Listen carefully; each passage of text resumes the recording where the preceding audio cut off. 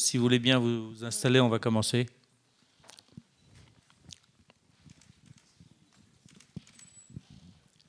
Tout d'abord, je suis très, très heureux de vous accueillir à la rencontre du Rav Adin Steinsaltz.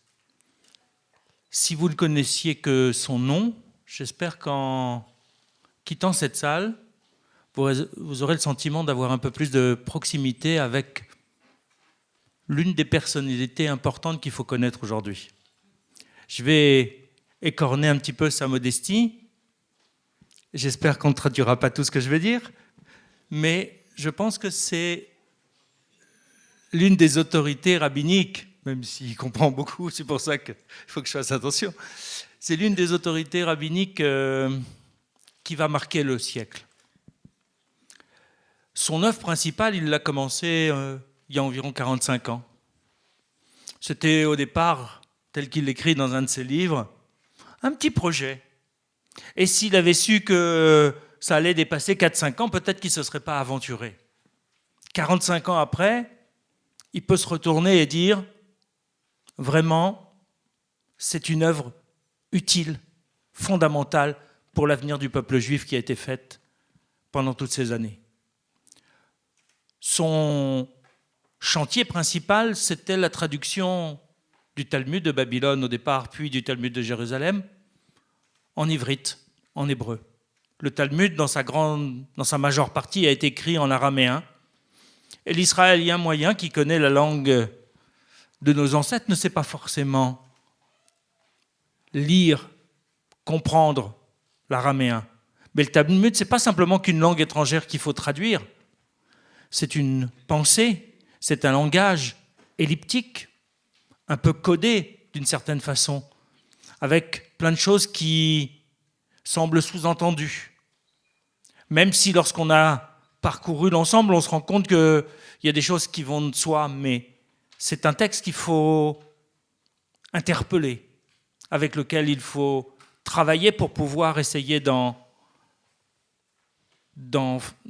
faire ressortir le sens profond. Il a donné la possibilité à ceux qui n'avaient pas eu la chance de passer quelques années dans une yeshiva, de pouvoir découvrir ce texte fondamental de la tradition juive. Vous le savez, dans le judaïsme, il y a deux grandes parties dans nos textes. Ce qu'on appelle la Torah écrite, c'est la Bible et les commentaires, et la Torah orale, dite orale, parce qu'elle a été orale à un moment donné avant d'être mise par écrit, qui est le Talmud. L'un sans l'autre, on boite. Mais l'un avec l'autre, ça nous permet d'être un juif pleinement conscient de sa mission. Et pour rendre cet accès plus facile, il a entrepris ce projet un peu fou de traduire, mais pas simplement de traduire, parce qu'à côté de la traduction dite littérale, il a ajouté d'abord ce qu'on appelle la traduction assistée, c'est-à-dire qu'il a rajouté en quelque sorte des éléments de compréhension. Mais comme c'est un esprit scientifique autant que talmudique, il ne s'est pas contenté de ça. Il a rajouté des notices biographiques sur les sages de la Gemara et du Talmud. Il a rajouté des notes scientifiques lorsque cela se présentait pour compléter, donner des éléments sur la faune, la flore, sur tous les éléments qui pouvaient intervenir dans le texte du Talmud pour enrichir notre compréhension à nous, hommes et femmes du XXe siècle. Et puis cette œuvre gigantesque a ensuite été traduite en anglais, en espagnol, depuis quelques années, et en bien d'autres langues que je ne vais pas vous énumérer maintenant, et depuis quelques années en français, avec le même principe.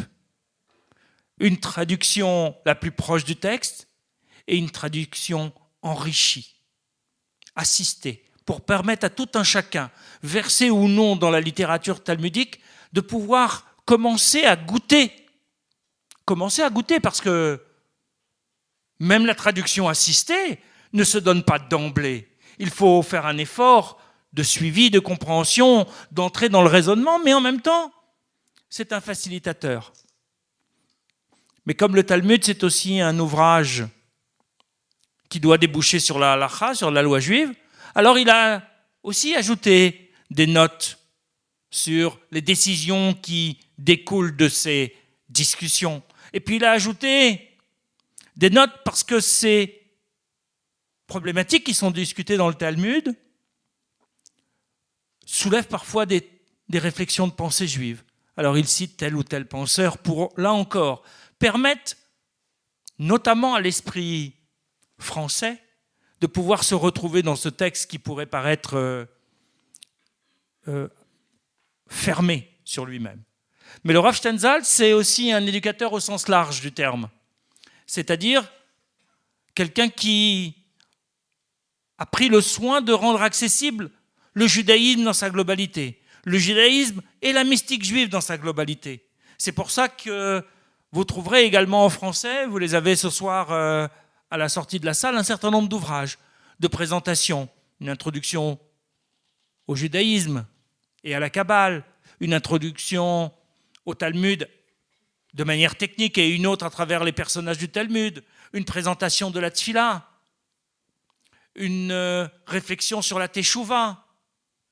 L'un des derniers ouvrages traduits en français est sa présentation du Rabbi de Lubavitch, mais d'une manière, j'avoue avoir lu déjà plusieurs ouvrages sur le Rabbi de Lubavitch, celui-là m'a surpris, parce que du coup, il est situé dans une époque, vous comprenez mieux à travers sa vision du Rabbi, l'ensemble du mouvement chassidique, mais aussi, vous comprenez mieux, la spécificité du mouvement Lubavitch. C'est un éducateur, un savant, comme celui-là qu'il nous fallait ce soir, pour réfléchir avec nous à une problématique éducative qui est celle de notre époque, ici en France particulièrement. Nous sommes confrontés, depuis des années, ces derniers mois de manière plus accrue, à une libération de la parole antisémite. Nous, éducateurs, nous sommes confrontés de ce fait à un défi complexe. Comment enseigner, comment apprendre à un jeune juif à être un juif authentique, connaissant son identité, fier de son identité, lorsque celle-ci fait l'objet d'insultes, lorsque celle-ci fait l'objet d'agressions. Comment donner envie à de jeunes juifs d'être pleinement juifs, alors qu'on a le sentiment que lorsqu'on a une kippa sur la tête, on devient une cible à toutes les agressions? Comment les rendre fiers alors qu'ailleurs, cette identité est insultée, critiquée, ridiculisée? Et puis en même temps, ce défi, il en rencontre un autre. Parce que d'une certaine façon, on le voit bien dans les extrémismes, la galvanisation des populations, c'est facile. On a surtout besoin de ne pas trop réfléchir. Donc on pourrait être comme dans une équipe de foot, galvaniser ses troupes en disant, voilà, on est les meilleurs, on est les juifs, on est plus intelligents, plus forts, plus savants, tout ce que vous voulez. Mais en même temps, on sait bien que de renforcer l'identité de cette manière, ça suscite le rejet de l'autre. Or, le juif est foncièrement humaniste. Sa mission de Mamlechet Kohanim Vegoy Kadosh, de nation, de prêtres et de peuple saint, c'est une mission face aux nations. Comment renforcer donc cette identité sans tomber dans le travers des autres, de développer une identité par racisme du non-juif? On est face à ces défis aujourd'hui. Les défis doivent se vivre de manière différente en Israël, mais ici en France, on les ressent de manière encore plus forte. C'est pour ça qu'on a voulu interroger ce soir à la fois un savant, un talmudiste, à la fois quelqu'un qui écoute le monde et qui comprend à sa manière, avec sa richesse, avec son regard et son recul, les problématiques. Nous avons voulu l'interroger sur cette mission qui est la nôtre et que d'une certaine façon, en publiant de plus en plus d'ouvrages en France, il accompagne également. Merci.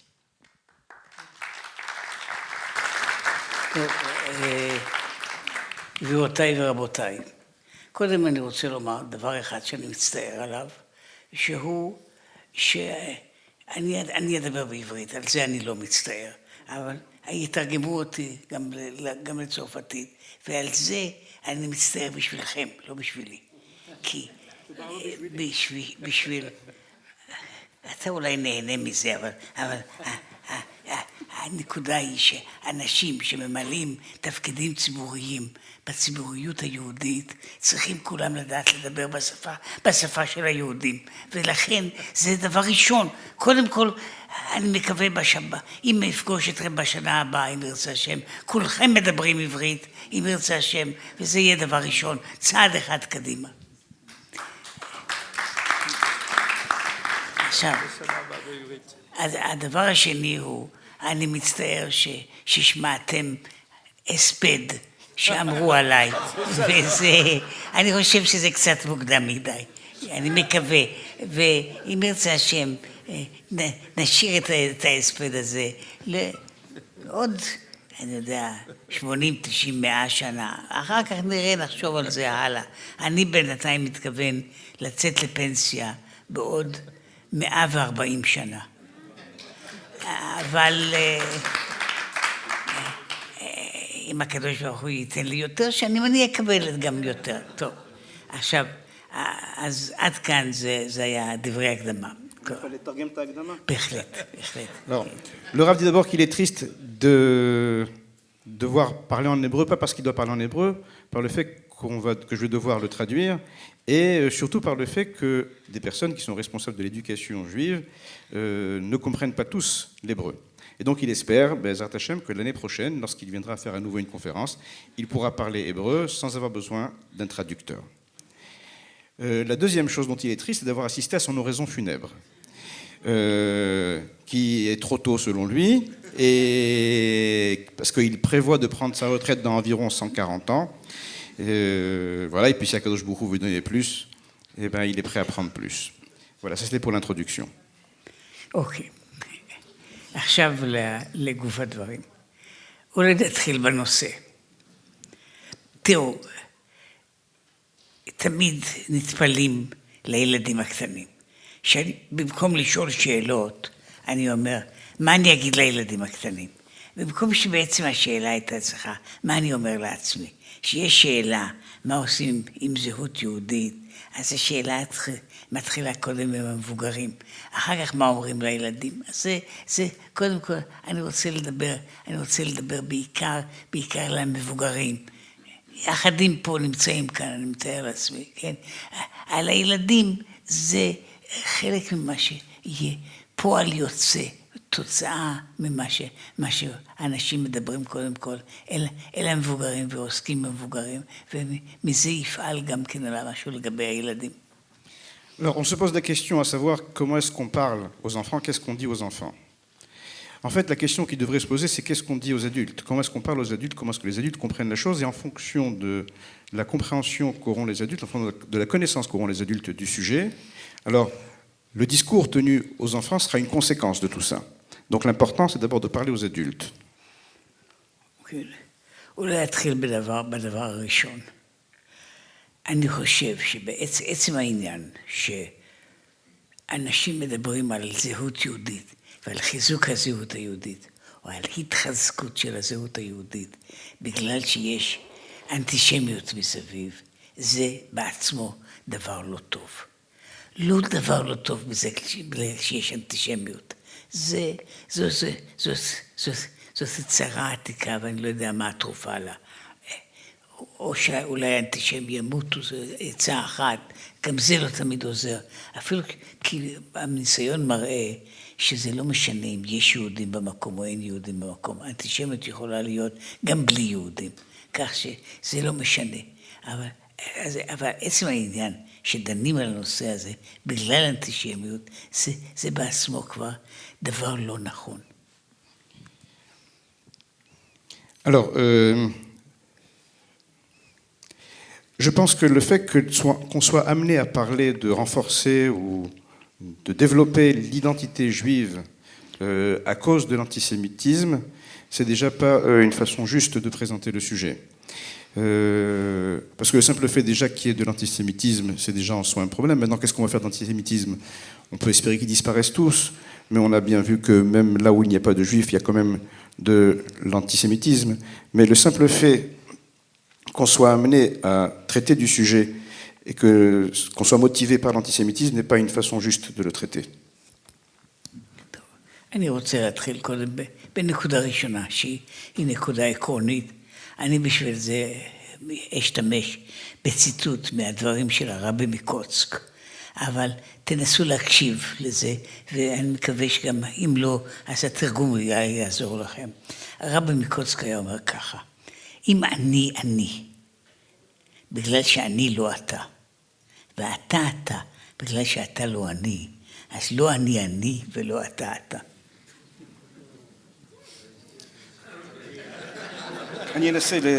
זה לא קשה לתרגם, זה רק צריך לשמור את הראש. Le rabbi de Kotsk disait que si je suis ce que je suis, parce que je suis ce que je suis, et si tu es ce que tu es, parce que tu es ce que tu es, alors je suis ni ce que je suis, et tu n'es pas ce que tu es. כלומר, במילים אחרות, יותר, אולי פחות מבריקות, אבל יותר פשוטות. אם בן אדם מקבל זהות, בגלל זה שהוא שונה מאחרים, זאת לא זהות אמיתית. זהו זהות מדומה, זה פסד, ולא משנה איזה מין פסד, אם זה בא מסיבה זו או מסיבה אחרת. כלומר, עצם העניין הזה שהאנטישמיות עושה משהו בשביל ליצור זהות יהודית, זה דבר לא טוב. זה דבר לא טוב, וזו התחלה לא טובה. אם תרשו לי להגיד דבר, שוב, דבר קצת מעליב, זה לא נורא. כן, אתם צרפתים, אתם צריכים להיות רגילים בעלבונות. אני רק אתחיל בעניין הזה. אחד הדברים המצערים, שהציונות במידה מסוימת התחילה בצרפת, בגלל דרייפוס. אצל הרצל בגלל דרייפוס. זה חבל שזה התחיל ככה. אם הציונות הייתה מתחילה, לא בלי דרייפוס, הייתה ציונות יותר טובה. Alors, si je dois façonner mon identité juive par rapport au regard de l'autre, alors ce n'est pas une identité, c'est une façade. Si c'est l'antisémitisme qui doit façonner mon identité juive, c'est sûr que ce n'est pas bon. Alors je vais vous dire quelque chose, dit le Rav, qui va peut-être vous vexer, mais il dit que ce n'est pas grave, les Français ont l'habitude des vexations. On sait que le sionisme a commencé en France. Et il a commencé en France par l'affaire Dreyfus, qui avait été couverte à l'époque par Herzl. Si le sionisme n'avait pas commencé à cause de l'affaire Dreyfus, à cause de l'antisémitisme, alors aujourd'hui le sionisme serait autre chose. כלומר, אני רוצה לומר באופן כללי, כל עניין, אם אתם מחנכים, אז אתם צריכים לדעת את זה כמחנכים. אם אתם בני אדם, אתם צריכים לדעת את זה כבני אדם. ואם אתם אפילו אנשים שקוראים ספרים על פסיכולוגיה, אז אתם צריכים לדעת את זה, לפחות בגלל ספרים לא טובים על פסיכולוגיה. הנקודה היא, בן אדם צריך קודם כל להתחיל מנקודה של זהות בעצמו. מי אני? מה אני? איזה מין בן אדם אני? אחר כך אני מתחיל לראות איך אני שונה מאחרים. אם האנשים האחרים אוהבים אותי או שונאים אותי. אבל אני קודם כל צריך למצוא זהות לעצמי. ובמקרה הזה, אחת הבעיות שהיא בעיה לא רק צרפתית, היא בעיה כלל עולמית יהודית, זה שיהודי לא מבחין ולא מוכן להבחין בזה שהוא צריך קודם כל לחפש מי אני באמת. מי אני בעצמי. אחר כך אפשר לראות או לא לראות את ההבדלים בינו לבין אחרים. לכן נקודה ראשונה שהיא נקודה פשוט של חינוך יסודי, של גישה יסודית של בן אדם, צעיר או זקן. זה השאלה היא, אני קודם כל צריך לנסות להכיר את עצמי. אחר כך אני הולך לראות, לבדוק את ההשוואות עם ביני ובין אחרים. ולפעמים, אם אני מכיר באמת את עצמי, זה לא כל כך חשוב לי מה אחרים חושבים עליי. C'est-à-dire que ce soit en tant qu'éducateur ou en tant qu'être humain, la première des choses que l'on doit savoir et prendre en compte, c'est d'abord sa propre identité personnelle, qui je suis réellement. Et une fois que j'aurai défini ma propre identité, après je peux commencer à prendre en considération le regard des autres. C'est-à-dire que pour un juif, le point principal, qu'il soit d'ailleurs jeune ou vieux, c'est d'abord comment est-ce qu'il se considère lui-même. Quelle est l'identité qui se donne d'abord à lui. Et une fois qu'il aura défini son identité à lui, après il peut regarder quel est l'impact du regard des autres sur lui et comment le prendre en compte dans son identité. יש משפט אחד, אולי, אני לא רוצה להרבות בשבחו, אבל המשפט הזה שממנו מתחילה בהרבה מבחינות הגדרה יהודית, לפעמים באמת מתחילה מילדות, זה שמע ישראל. ושמע ישראל הוא קודם כל, אני לא מדבר על אחרים, אני לא יודע על אחרים ולא אכפת לי מאחרים. אני יכול להיות לפעמים את הילדים מלמדים להגיד שמע ישראל, כשהם בקושי מבינים מה זה, מה פירוש של המילים, שהם ילדים שבקושי מדברים, ואומרים להם, מכסים להם את הראש ואומרים להם, תגידו שמע ישראל. ומה הם צריכים ללמוד מהדברים האלה? שמע ישראל זו הצהרה. שמע ישראל זה הצהרה, מי אני? מי אני? ושאני מדבר קודם כל לא לעולם ולא לחלל, אני מדבר קודם כל אל ישראל. ואני אומר, שמע ישראל, אני מגדיר את עצמי, מה אני כאדם? מה היסוד שלי? וזה אני מתחיל עם הילדים הכי קטנים. אני מתחיל לומר לילדים הכי קטנים, תכירו קודם כל בדבר הזה, שאתם מגדירים את עצמכם. מי אתם בכלל? וזה הדבר הראשון. לפני שאני מסתכל ימינה או שמאלה, אני קודם כל מסתכל. אני יושב אולי מתחת השמיכה, כשאני בן חצי שנה, ואני לא יודע על זה, לא אנטישמים, ולא על דאולה, אבל על אסלאמיה, ולא על לפן, ולא על ראש הממשלה של צרפת, ולא על ראש הממשלה ולא על הנשיא של רוסיה. אבל אני ילד קטן, ואני פחות או יותר מתחיל לגשש את הדברים הראשונים. מי אני? שמע ישראל. שמע ישראל, שזה אני מדבר גם מעצמי. אני כבר מזהה את עצמי. כשאני אומר שמע ישראל זה לא רק לאחרים, אני אומר שמע ישראל גם לעצמי. אני אומר לעצמי שמע ישראל, ואני אומר שמע ישראל, זה מה שאני. עכשיו מכאן והלאה, מכאן מתחילים, לא מתחילים מנקודה אחרת. Il y a une formule qui est fondamentale dans le peuple juif, c'est la formule de Shema Israël, écoute Israël. Cette formule, on l'enseigne déjà aux enfants depuis tout petit, ça va à peine parler, on commence déjà à leur faire dire Shema Israël. Shema Israël, il ne s'adresse pas aux autres, il s'adresse à personne.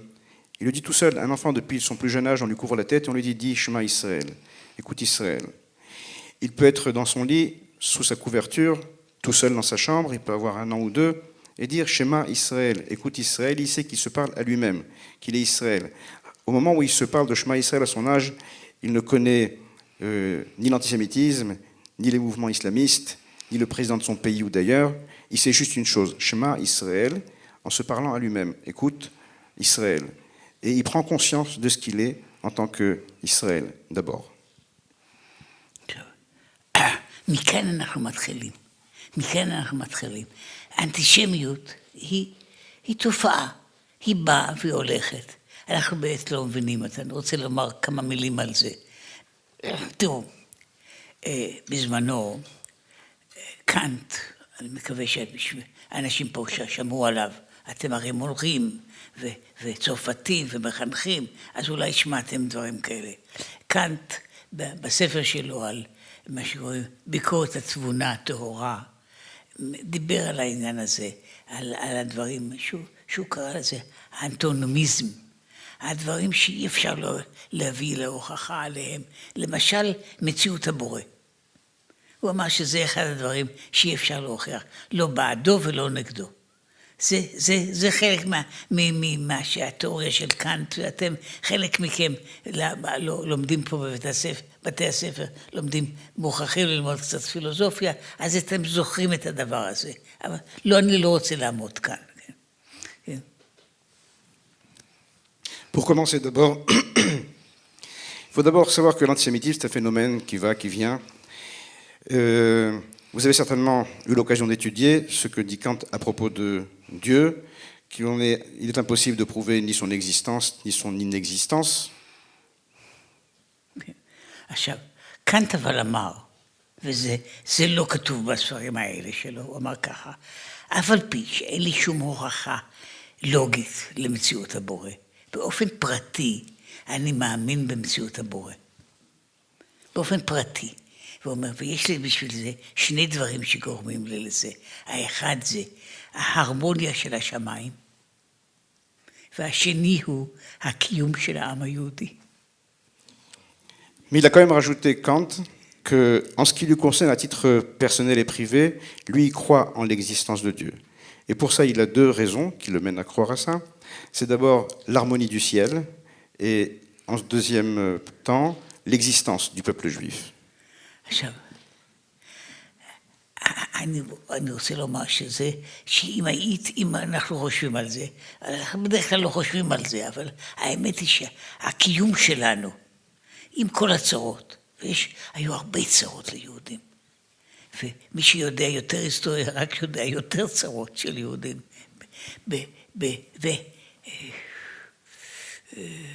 בזמנו, רק בסוגריים, רק שאלו אותי בזמנו, האם זה ראוי שמדינת ישראל תעשה הסכם דיפלומטי עם לטביה. שבלטביה, הלטבים, הם בעצמם עשו הרבה יותר גרוע מאשר הנאצים. הם הרגו המון יהודים, והשאלה היא אם כדאי בכלל לדבר עם מדינה כזו. ואמרתי ככה, אם אנחנו כיהודים לא נדבר עם אף אחד, עם האנשים ומדינות שהרגו אותנו, אין לנו מקום להיות בעולם. זה לא מה שאנחנו רוצים, אין לנו מקום בעולם שלא הרגו יהודים, אין מקום בעולם שאין בו דם יהודי, אז לכן אנחנו צריכים לשאת ולסבול, אבל זה חלק מה שיש, זה חלק מהדבר הזה. שנאת ישראל נמצאת, אז אנחנו יודעים שיש דבר כזה. D'ailleurs, l'existence du peuple juif est une histoire qui est jonchée de persécutions, de malheurs, et plus on étudie l'histoire, et plus on en découvre. Et d'ailleurs, un jour, on lui avait demandé est-ce que c'était bien que l'État d'Israël se rapproche de la Lituanie, parce que la Lettonie, parce que la Lettonie avait fait contre les Juifs beaucoup plus que les nazis, et donc est-ce que c'était juste que l'État d'Israël se rapproche d'eux? Il a répondu que si on devait, avant de se rapprocher d'une nation, voir quels a été ses antécédents par rapport au peuple juif, ben, il n'y aurait pratiquement aucune nation avec qui on aurait pu échanger. On aurait dû vivre tout seul. כן, עכשיו, עם כל זה, אנחנו באמת, אחרי כל הדברים האלה, אנחנו לא מבינים, כמו שאנחנו לא מבינים, מהו הקיום היהודי, ומה הסיבה של, מה עומד מאחורי הקיום היהודי חוץ מנס. אנחנו גם לא מבינים מה הבסיס של האנטישמיות. יש לזה כל מיני הסברים, וכנראה שכל ההסברים לא נכונים. זה קיים, אבל אנחנו לא יודעים למה. Et en réalité, on peut se poser la question, qu'est-ce qu'il y a derrière l'existence, la survie du peuple juif, si ce n'est qu'un miracle? Et qu'est-ce qui est aussi à l'origine de l'antisémitisme? Alors on aura beau donner toutes les explications possibles pour essayer de comprendre et la survie du peuple juif et l'antisémitisme, mais aucune des réponses ne sera convaincante. Il y a sauf une réalité, c'est que le peuple juif existe et que l'antisémitisme existe aussi. כן. אנשים חושבים שאנטישמיות קשורה בנצרות, או שאנטישמיות קשורה באסלאם. זה לא נכון. האנטישמיות הייתה לפני הנצרות ולפני האסלאם. כן? הנאום האנטישמי, הכי מוצלח, אחד הנאומים הכי מוצלחים שיש בעולם, זה הדרשה הקטנה של המן במגילת אסתר. אין הרבה שונאי ישראל שהצליחו לעשות דבר יותר קצר ויותר מוצלח בזה. אז זאת אומרת, לא צריך ללכת עד הנוצרים. יש להם הרבה חשבונות, יש לנו חשבונות אחרים איתם, אבל לא זה הנקודה. משם בא האנטישמיות הראשונה באופן מסיבי הייתה באלכסנדריה, במצרים, הרבה לפני שהנוצרים חשבו להיוולד. זאת אומרת, זה קיים איכשהו בעולם, אנחנו לא יודעים למה. אני יכולתי לעשות דרשות על זה, אבל זה ודאי לא מעניין אתכם, הנושא הזה של אנטישמיות. רק לומר שכל ההסברים שיש לאנטישמיות, כולל כל מיני הסברים סוציולוגיים וסוציולוגיים ופסיכולוגיים וכל אלה, זה הבל ורות רוח. אני רק אסביר לכם הסבר אחד שלי, שאולי לא בתור הסבר הכי טוב, אלא לפחות הסבר יותר משעשע. Alors, les gens s'imaginent que l'antisémitisme est dû au christianisme ou à l'islam. Or, le discours le plus parfait de l'antisémite, le plus épatant, un discours très court et très précis, c'est le discours qu'a fait Haman sur les Juifs dans la Megillah d'Esther. Donc déjà, avant toutes les tendances, il y avait déjà de l'antisémitisme qu'on trouvait à Alexandrie en Égypte. Et donc toutes les explications que l'on va essayer de donner pour expliquer l'antisémitisme n'auront aucune valeur. Il va essayer de nous donner une explication qui est peut-être pas juste, mais au moins sympathique, amusante. הייתי לפני שנים במקום בקצה העולם, באיזה עיר בסיביריה. והיה לי שם קהל גדול, שהיה מעורב. זאת אומרת מעורב, שהיו שם גם גויים וגם יהודים. ושאלו כל מיני שאלות, כמו ששואלים מרצה, ואני עניתי מה שאני יכול לענות. אחת השאלות הייתה, מה הסיבה לאנטישמיות? ואני עניתי שלדעתי יש שתי סיבות. הסיבה האחת היא שאנחנו אומרים שאנחנו העם הנבחר. בגלל זה שונאים אותנו. הסיבה השנייה היא שהגויים חושבים שזה כנראה נכון. Il raconte qu'un jour, il s'est trouvé dans une ville très très loin en Sibérie, et il y avait un public devant lequel il devait s'adresser. C'est un public mixte qui est composé de juifs et de non-juifs. Et donc, parmi les personnes présentes dans le public, une personne lui a posé la question, quelle était la raison de l'antisémitisme. Alors il lui a dit, je pense qu'il y a deux raisons. La première, c'est parce que nous croyons que nous sommes le peuple élu. Et la seconde, c'est parce que les non-juifs le croient aussi. Tout le monde a applaudi, donc apparemment la réponse était juste. אבל אני רוצה לחזור לעניין. זה לא הנושא. זה עולה ויורד. היו שנים אחרי השואה, שהיו שנים שלהיות אנטישמי בגלוי, זה היה פשוט דבר שאנשים התביישו לעשות. זה לא שהם לא היו אנטישמים, הם התביישו לעשות. עכשיו זה עובר הזמן, אז זה חוזר בחזרה. וקודם כל, כמו שעצם המילה אנטישמי, היא הרי מילה שזה, קוראים לזה, זה מילה בלשון נקייה, זה אופיזם. מדוע? שבעצם אף אחד הוא לא אנטישמי, הוא אנטי-יהודי.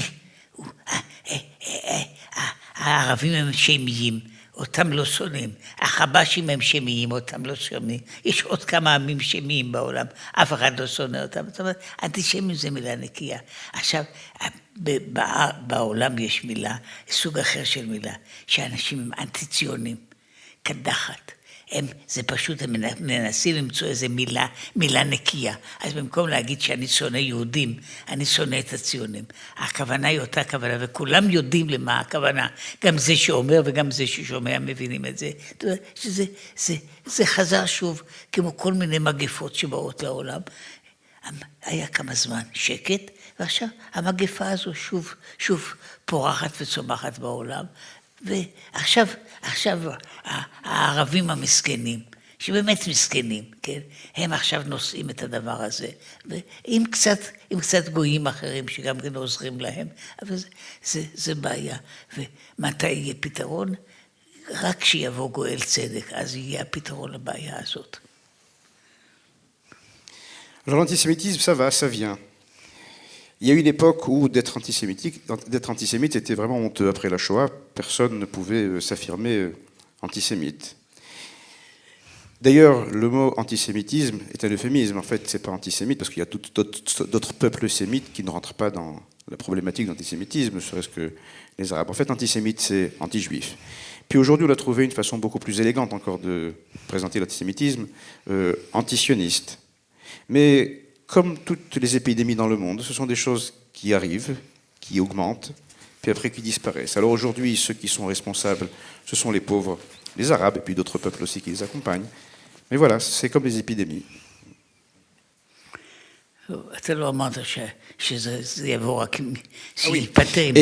Et la seule chose qui va quand même... On m'avait averti.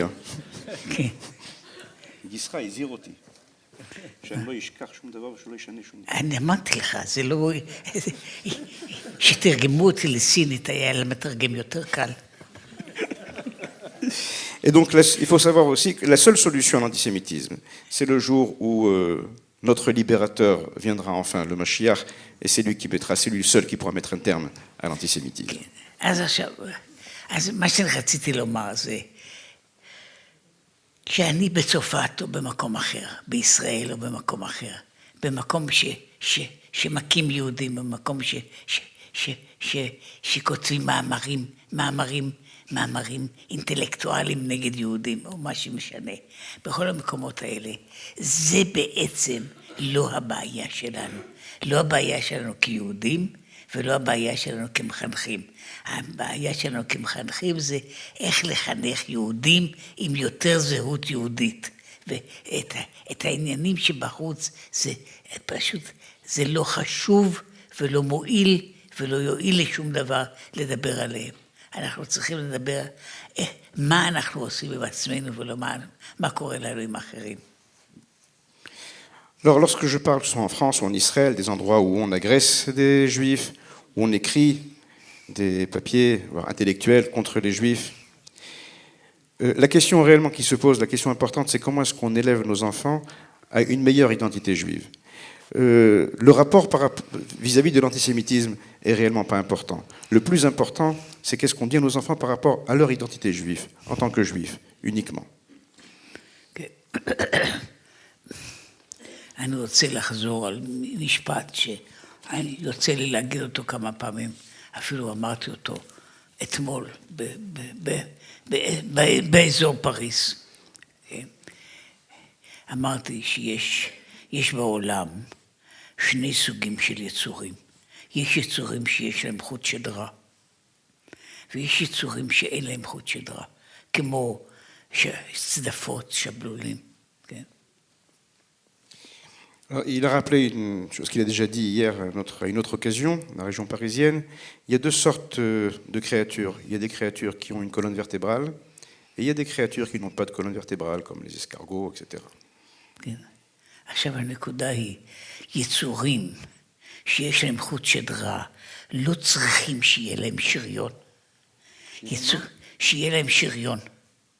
יצורים בלי חוט שדרה, אם אין להם שריון, מי ישמור עליהם? לכן הם צריכים שריון. באותו אופן, יהודים שיש להם חוט שדרה כיהודים, לא צריכים אנטישמיות. יהודים שאין להם חוט שדרה בתור יהודים, אז מה שומר עליהם? אנטישמיות עושה אותם ליהודים. Alors les créatures qui ont une colonne vertébrale, ils n'ont pas besoin d'avoir une protection extérieure, un bouclier, une carapace. Et ceux qui n'ont pas de colonne vertébrale, ils ont besoin d'avoir une carapace. Pareil pour les juifs. Un juif qui a une colonne vertébrale juive n'a pas besoin de l'antisémitisme pour le protéger. Un juif qui n'a pas de colonne vertébrale, alors il a besoin de l'antisémitisme pour le protéger en tant que juif, pour le préserver, disons, en tant que juif. עכשיו, ולכן אני שוב רוצה לומר, בעצם הנקודה הראשונה, זה דווקא כעת, בזמנים האלה, מה שאני צריך לעשות בתוך החינוך היהודי, זה מה שאני צריך לעשות לכל ילד יהודי, לעשות לו, וזה אחד הדברים שהם המתנות הגדולות שאני רוצה לדעת. אני צריך לתת לו את הדבר הכי חשוב, גאווה שהוא יהודי. הרגשה של להיות יהודי זה דרגה גדולה, זה דרגה עליונה, זה מה שאני צריך להעביר לילדים. ואת השאלות, מה אחרים חושבים עליי, זה שאלה הרבה פחות חשובה. הנקודה הראשונה היא, אני צריך להעביר לילדים את העניין הזה. כמה זה חשוב וכמה זה אכפת להיות יהודי. ואם יש מחנך או הורה שהוא לא מרגיש ככה, אז שידבר, שינסה לחנך ילדים במונגוליה החיצונית, או במה שקוראים לזה, באיי פיג'י. אבל שאם הוא רוצה לחנך ילדים יהודים, הוא צריך, דבר ראשון שהוא צריך להעביר את זה. אני יהודי, אני גאה שאני יהודי. אתה, תלמיד שלי, בן שלי, תמשיך להיות יהודי. La chose la plus importante qu'il faut transmettre à nos enfants, c'est la fierté d'être juif. Les convaincre à quel point d'être juif est une position importante à tenir. Et la question de ce que pensent les autres de nous en tant que juifs, elle doit passer en second plan. Maintenant, il est évident que pour pouvoir convaincre un enfant de sa fierté d'être juif, il faut que l'éducateur soit déjà, lui, à son tour, fier d'être juif. Et par conséquent, un éducateur qui n'est pas, lui, fier d'être juif, alors ce serait bien qu'il fasse de l'éducation en Mongolie ou sur les îles Fidji. עכשיו, הסברתי את זה גם באופן אישי. אני פרטית אישית. טוב לי לחיות בארץ ישראל. טוב לי פשוט. ועוד יותר טוב לי להיות בירושלים. זה העיר שלי. זה המולדת שלי. אני גדלתי עם האבנים שמה, וזה טוב לי עם האבנים של ירושלים, שאני בכל מקום אחר, אני בגלות. אני הייתי ביותר מדי מקומות בעולם. ובמקומות האלה, חלק גדול מה שאני מנסה לעשות, זה לעשות רק דבר אחד, וזה אני מיד אסביר. כל מה שאני מנסה לעשות, זה ללמד את האנשים לשנות את המנגינה. זה מה שאני מנסה לעשות. אני לא יודע לשיר, אבל מלמד לאנשים לשנות מנגינה, וזה מה שאני מנסה להעביר. Il dit, moi personnellement, je préfère être en Eretz Israël, vivre en Eretz Israël, en particulier à Yerushalayim. Yerushalayim, je suis chez moi, je connais toutes les pierres de Yerushalayim. Mais c'est vrai que je suis amené à me retrouver dans de nombreux endroits à travers le monde. Et la chose que j'essaye de communiquer partout où je suis, aux personnes, et il va expliquer tout ce que c'est, de changer la musique. עכשיו, יש משפט קצר, הוא קצר בכל השפות, ויש למשפט הזה שתי מנגינות אפשריות. המשפט הזה הוא אני יהודי. ולמשפט הזה יש שתי מנגינות, אני רוצה להסביר. מנגינה אחת של אני יהודי היא אותה מנגינה, כאילו אני אומר, יש לי המופיליה.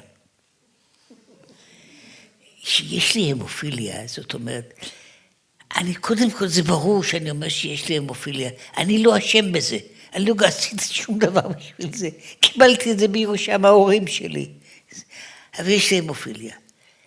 אבל תראו, א', אני מתבייש בזה, אני לא רוצה שכולם ידעו, אני מנסה להסתיר כמה שאפשר את המחלה שלי. דבר שני, אם הייתי יכול, הייתי רוצה שזה לא יעבור לילדים שלי. שלא יעבור לילדים שלי. זה אני לא רוצה את הדבר הזה. ואם כן, אם מישהו רוצה להתחתן איתי, אני אתחתן איתה. מי ירצה להתחתן איתי שיש לי המופיליה? זה מנגינה אחת. Alors, il y a une première façon, une première musique pour dire je suis juif, c'est comme on dirait je suis hémophile. Et quand je dis que je suis hémophile, donc je ne suis pas responsable, c'est quelque chose que j'ai reçu de mes parents, que je ne voudrais surtout pas transmettre à mes enfants. Et si je pouvais m'en débarrasser, ben, je l'aurais fait. Et d'ailleurs, si je trouve quelqu'un qui est prêt à m'épouser, malgré ma maladie, je suis partant. Ça, c'est une façon de présenter la chose. Je suis juif. עכשיו, יש גם מנגינה אחרת למילים האלה. אני אומר, אני יהודי, באותה מנגינה כאילו שאני, כמו שהמנגינה שאני אומר, אני פרנס רויאל. Il y a une deuxième façon de le dire, vous avez compris. כן, עכשיו, מה ההבדל? שאני אומר שאני נסיך, כן? אני גם כן לא אומר שאני עשיתי את זה. אני לא אשם בזה. קיבלתי את זה מההורים שלי. אבל, תראו, א', אני לא מתבייש בזה. שנית, אני רוצה שהילדים שלי יקבלו את זה. ושלישית, אני לא אתחתן עם כל בחורה. אני נסיך, אז עם מי אני אתחתן? אני אתחתן עם בחורה מבית המלוכה, זה מתאים לי. אם אני נסיכה, אז עם מי אני מתחתנת? אני מתחתנת עם בחור שהוא נסיך. אז כל ההבדל הוא לא, אני אומר אותו משפט היהודי, המנגינה היא מנגינה אחרת. Alors bien sûr, lorsque je présente je suis juif comme je suis prince royal, alors c'est vrai que là aussi, c'est pas de ma faute. Je l'ai reçu de mes parents. Mais là, du coup, je suis fier, j'ai pas honte d'être prince royal. Et aussi, je n'épouserai pas la première venue. J'épouserai juste une fille qui, elle aussi, est une princesse. כן, עכשיו, מכאן אני רוצה לחזור בעצם לנושא הזה. עכשיו, הנושא הזה של זהות יהודית, מותר לי לדבר עליו בכל צד, בכל דרך שאני רוצה. וזה כמו כל דבר שעוסקים בחינוך. חינוך לא עוסק רק בהגדרות מוחלטות, והגדרות שהן נכונות לפי כל השיטות. אני יכול להשתמש בדברים שונים, באופנים שונים, אבל זה מה שאני עוסק. אני עוסק כעת לא בהעברה של חומר לימודי, אני מנסה להעביר עכשיו דבר מהות חינוכית, ומהות חינוכית היא מהות שאני צריך להגיע אליה להזדהות, לא לידיעה, אלא להזדהות. זה הבדל גדול. אני רוצה, מה שקוראים זה דבר שבן אדם מתרגש ממנו באופן אמוציונלי, בן אדם שמרגיש את ההרגשה הזו בצורה כזו. עכשיו, איזה אופן אני לוקח? יש כמה וכמה דברים, וכמה וכמה אופנים, והדברים היסודיים הם מאוד פשוטים, כן? הם באמת עומדים על זה ששמה הוא ישראל, כן? ושאני מנסה להגיד לילדים, תראו, ילדים קטנים או ילדים גדולים, ילדים בני 3, צריכים פה לפעמים להגיד את זה להורים שלהם שהם בני 30, או לסבים שלהם שהם בני 90, להגיד להם גם כן, תזכור שאתה יהודי, תזכור שעצם העניין הזה זה דבר גדול, זה דבר עליון, ותדע לך שכל העמים רוצים להיות יהודים, ואם אתה מתבייש בזה, זה רק מפני שאתה חמור. Alors à propos de l'identité juive, il s'agit en fait d'éducation. Et ce n'est pas par des définitions que l'on peut transmettre ce genre de sujet. Ce n'est pas en le transmettant comme une matière éducative que l'on peut aussi réussir à le transmettre. Il faut réussir à faire en sorte que dans la transmission de ce sujet, de permettre à l'enfant de s'identifier avec le sujet, de sentir de l'émotion par rapport au sujet. Alors vous savez qu'il y a plusieurs méthodes pour le faire. Mais ce sont les méthodes les plus simples qui réussissent à le transmettre. Le simple fait de se souvenir de Shema Israël, ça aussi fait partie des choses simples qui le transmettent.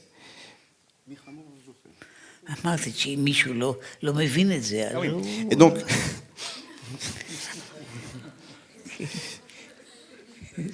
donc celui qui ne comprend pas la manière simple, la simplicité avec laquelle on doit s'identifier, que ce soit un enfant de 3 ans ou un papa de 30 ans ou un grand-père de 90 ans, s'il ne comprend pas que cette transmission-là doit se faire avec des choses simples qui suscitent des émotions, alors c'est un âne. אגב, דרך אגב, אני לימדתי אתכם עכשיו לאלה שלא יודעים עברית, מילה שלא לומדים באולפן כרגיל. זו מילה חשובה מאוד, חמור. שתיסעו פעם במכונית בירושלים או בתל אביב, אתם תלמדו כמה מילה כזו חשובה. Voilà, au moins il y a un mot en hébreu qu'on a appris aujourd'hui, chamor. Si vous serez un jour en voiture, c'est des choses que vous allez entendre. Donc c'est un mot important. אוקיי. C'est qualificatif important. אוקיי, עכשיו, בואו נחזור. תראו, אם מישהו מכם עובר פעם ליד, אפילו מחוץ לכנסייה נוצרית, והוא רואה שם, יש שם ראשי תיבות, אינרי, I-N-R-I, כן. מה זה אומר, הראשי תיבות האלה? זה אומר, יזוס נצרנוס רקס יודאירום. זה ישו הנוצרי, מלך היהודים. זאת אומרת, הגוי הזה שבונה כנסייה, בלא משנה אם זה נוטרדם או כנסייה בסנטרל מסיף או בטולוז, כן? האיש הזה שבונה שם את הכנסייה. אבל מה הוא מתפאר? בזה הוא מתפאר. תבינו שזה הנקודה. אם היהודי לא יודע שהוא צריך להתפאר בזה, אז כמו שאמרתי, מה זה אומר עליו? שהוא לא יודע על מה הוא מדבר. שהוא בסך הכל משהו שצריך היה בעצם לדבר זה, שבאמת, מה שכתוב על אברהם, שכל העמים יתברכו בו, כל העמים יתברכו בזבו ובזרעו, זה קיים. אלא מה? הוא כל כך יושב בדלות ובמסכנות, שהוא לא יודע כמה שכולם מקנים בו, הוא לא יודע כמה שכולם מחשיבים אותו, והוא חושב שהוא מסכן. Vous savez que sur le fronton des églises, il y a un acronyme qui, si on le traduit en français, en hébreu, Yeshua Notzri Melech HaYehudi, que Jésus le catholique est le roi des Juifs. C'est-à-dire que même celui qui construit une cathédrale, il sait très bien qu'il est fier d'appartenir à ce juif-là qui est à l'origine de la chrétienté. Et donc, chaque juif doit être au moins aussi fier que ça lorsqu'il pense à son judaïsme. Le simple fait de penser que Akadosh Baruch Hu, il a dit à Abraham, que Dieu a dit à Abraham, que c'est par toi que seront bénies toutes les familles de la terre. Alors le fait d'être le descendant par lequel va transcender les bénédictions à toutes les familles de la terre, c'est déjà une raison suffisante pour être fier de son judaïsme. Et c'est quelque chose qui existe, c'est une réalité. Sauf que on est tellement... on considère notre judaïsme avec tellement peu d'intérêt qu'on n'est pas conscient de cette réalité-là. עכשיו, כשאמרתי שזה לא משנה איזה סיבות אני אומר, שבזמן שאני עושה, ואני שוב, בואו נדבר בצורה הכי גלויה, אני אומר ככה, אחד הדברים שאנחנו חייבים לעשות, כולנו, כמחנכים ביתר שאת, בימים האלה ביתר שאת, בכל שנה ושנה ביתר שאת, אנחנו צריכים לעשות לא רק מה שקוראים בשפה נקייה בעברית, הסברה. אנחנו צריכים לעשות פרופגנדה. ואיך עושים פרופגנדה? בכל הדרכים שיש. כל זמן שזה אמת, צריכים להגיד את זה. השאלה היא, האם בן אדם שומע דברים מסוימים ומבין שזה חשוב? לפעמים הוא שומע דברים לא חשובים, והוא חושב שהם חשובים, אבל זה צריך להגיד את הדבר הזה. כמו שאומרים, ששמע בכל שפה שאתה שומע, שזה ייכנס לאוזניים, האוזניים הקטנות או האוזניים הגדולות, האוזניים של הילדים, האוזניים של הזקנים, ובלבד שיקבלו את העניין הזה, שיגיעו לעניין הזה, להבין את העניין של מה שקוראים לזה, של בחירת ישראל, וכמה זה חשוב. En tant qu'éducateur, et en particulier sur ce sujet, et à cette époque, la fierté d'être juif, c'est quelque chose que l'on doit transmettre avec beaucoup plus de force, avec beaucoup plus de conviction. On doit l'expliquer beaucoup plus. On doit faire de la propagande sur le sujet. Parce que faire de la propagande sur un sujet qui est vrai, c'est une très bonne chose. D'ailleurs, on dit Shema Israël, le Talmud nous dit Shema Israël, écoute Israël, écoute dans toutes les langues que tu peux écouter. C'est-à-dire tous les moyens que l'on peut utiliser pour faire entendre ça, Israël, il faut l'utiliser en tant qu'éducateur. עכשיו, יש אנשים שמסבירים להם כל מיני דברים, שהם אולי לא כל כך חשובים, אבל לא משנה. אם בן אדם שהוא לא מבין דברים, בצורה האמיתית שלהם, בצורה הנכונה שלהם. הוא מבין אותם בצורה חיצונית. זה גם כן טוב. אם מישהו יודע,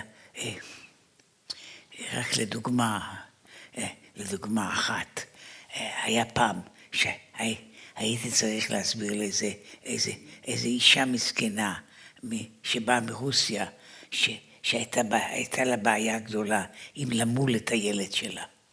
כן? אז מה אומרים לה בשביל איך למול את הילד שלה? אז יש לזה נימוקים, אפשר לתת לזה נימוקים רפואיים ונימוקים אונקולוגיים ונימוקים, זה בוודאי עוזר נגד איידס ועוד כל מיני דברים כאלה. אני דווקא השתמשתי בזה, שהיא תדע לה, האישה הזו, שכל הגברים בבית המלוכה האנגלי, את כולם מלאים, הם הולכים פשוט, לוקחים את הילדים הזה למוהל יהודי. הם דווקא נמולים על ידי מוהל יהודי, בית המלוכה האנגלי. הם גויים ממש, גויים כמו שצריך, כן? הם נמולים. אז אם ככה, זה כבוד גם כן להיכנס לקלוב הזה, שבו נמלים יהודים הזה. האם זה נימוק חשוב? זה לא נימוק חשוב. בית המלוכה האנגלי זה כפרת עוונות, כן? זה לא משנה מה אתם חושבים על הנסיכה דיאנה, אבל זה לא חשוב, אבל יש בן אדם שבשבילו זה, אני גם כן חשוב כמו המלוכה, בית המלוכה האנגלי, תהיה חשוב כמו בית המלוכה האנגלי, העיקר תהיה מה שאתה צריך להיות. Et quand bien même qu'on n'arrive pas à expliquer de façon profonde le sens des choses, le simple fait de pouvoir le transmettre à ceux qui peuvent le recevoir que de façon superficielle, c'est déjà aussi pas mal. Comme par exemple, il raconte qu'un jour, il y a une pauvre dame qui arrivait de Russie et qui se posait la question est-ce qu'elle devait faire la Brit Mila, la circoncision à son fils. Et elle avait besoin de comprendre qu'on lui explique. Alors il aurait pu utiliser des arguments médicaux, lui dire que ça protégeait de certaines maladies, etc. Mais il s'est dit que c'est peut-être pas quelque chose qui allait la convaincre. Et il lui a dit il faut que tu saches que la cour royale d'Angleterre fait faire la circoncision à tous ces garçons, et par des rabbins qui font la circoncision. Alors, le simple fait d'appartenir à ce club de la cour d'Angleterre, c'est déjà un privilège. Alors, quand bien même qu'on veut penser tout ce qu'on veut de la cour d'Angleterre, mais pour cette personne-là, c'était un argument suffisant pour pouvoir adopter une pratique identitaire juive. Et ça peut se passer aussi comme ça. תראו, יש אנשים שמסבירים להם כמה שבערך 25% מאלה שקיבלו פרס נובל הם יהודים. זה בוודאי מרשים. זה מבחינה סטטיסטית, זה דבר, אנחנו בתור יהודים, אנחנו בערך 2 פרומיל מהאוכלוסייה של העולם. 2 פרומיל מהאוכלוסייה של העולם. בתור פרסי נובל אנחנו בערך 25%. תעשו איזה חשבון, מה ההבדל בין זה לזה?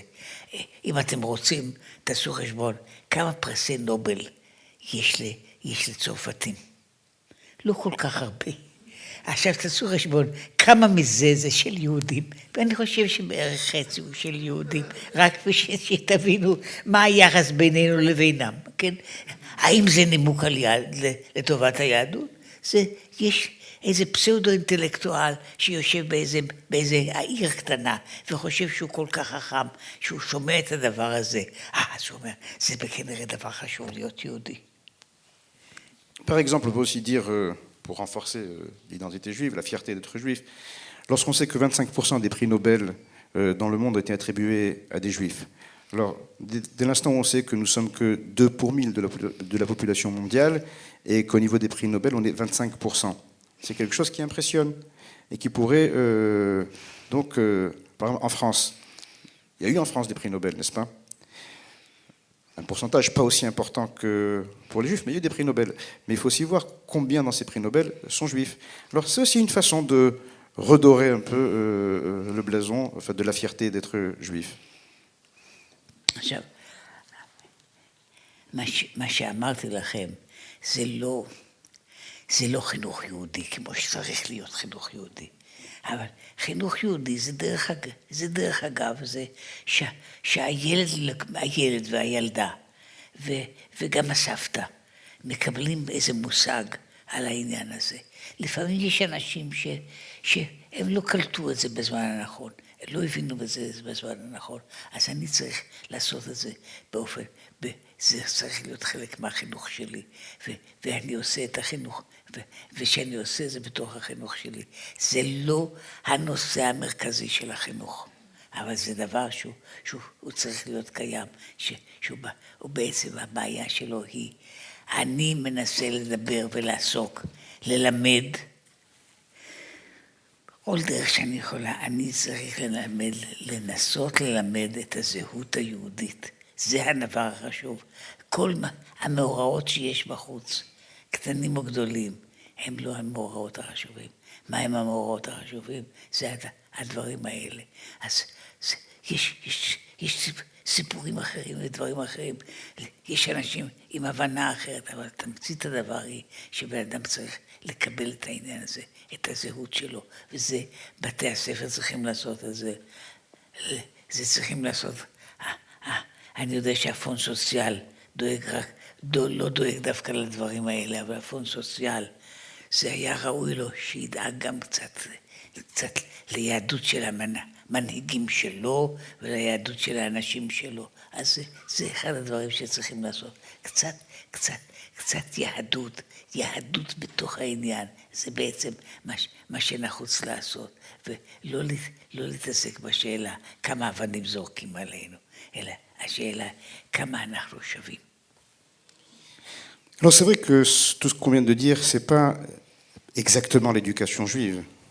C'est une idée à recevoir aussi. Mais si ce moyen peut permettre pour ceux qui ne l'ont pas eu, en tant qu'enfant ou en tant qu'adulte, pour démarrer, pour construire une identité juive, alors ça peut aussi servir. C'est pas le sujet le plus important. C'est pas la manière la plus importante, mais c'est aussi une façon de le faire comprendre à nos élèves.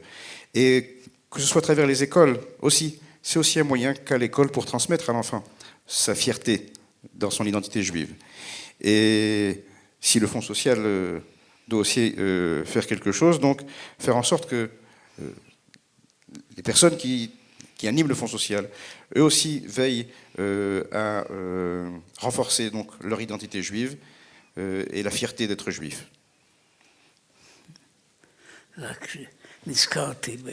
בדבר אחר זה רק עניין של השכלה, זה לא משנה, מותר לכם לשכוח. יש, בזמנו הייתה חליפת מכתבים מעניינת בין שפינוזה, שלא היה צדיק גדול, באמת לא היה צדיק גדול, לבין איזה כומר נוצרי. והכומר הנוצרי ניסה, אחרי שהוא ידע ששפינוזה הוא כבר לא שווה ושווה עם היהודים, אז הוא ניסה לשכנע אותו להתנצר. כן? והכומר כותב כל מיני דברים, מה שהוא כותב, זה המקצוע שלו לעשות זהו. בין השאר הוא כותב לו, תראה כמה מרטירים יש בנצרות, ותראה איזה גדולה זה ואיזה כבוד זה. אז על זה שפינוזה אומר לו, מה שאתה מדבר על מרטירים, כל מרטיר שלכם יש 1000 משלנו. מרטיר, על כל מרטיר שלכם יש 1000 משלנו. אז גם זה צריך לדעת.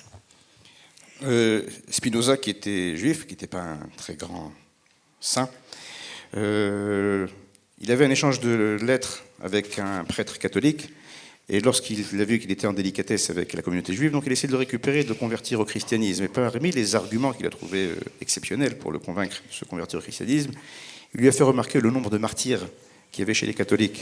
Et là, Spinoza, sur ce point, lui a répondu, il lui a dit que sur chaque martyr que vous avez, vous, on en a 1000. Donc ça aussi, c'est aussi quelque chose qui peut éventuellement renforcer la fierté d'être juif.